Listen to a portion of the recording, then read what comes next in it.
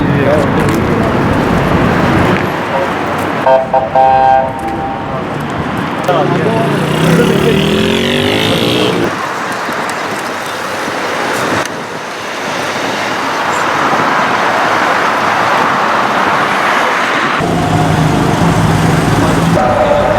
tane alabilir miyim abi ya su için? Teşekkür ederim, eyvallah. Abi ben şu an